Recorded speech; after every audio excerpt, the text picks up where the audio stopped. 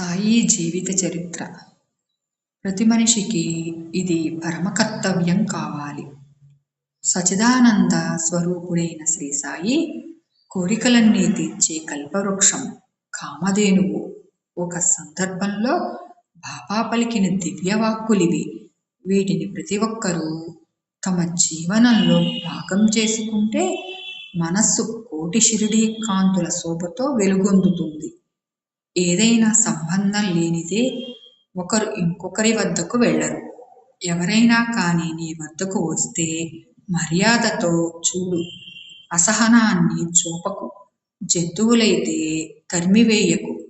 సాయం కోరి వచ్చిన వారిని ఆదరించు.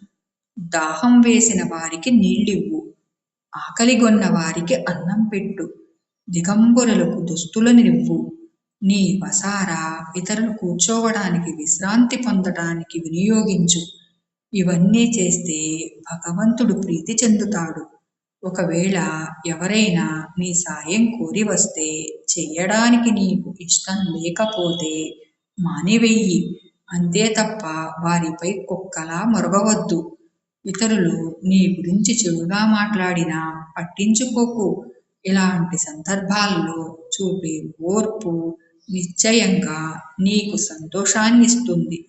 ప్రపంచం తలకిందులవుతున్నా చలించకు.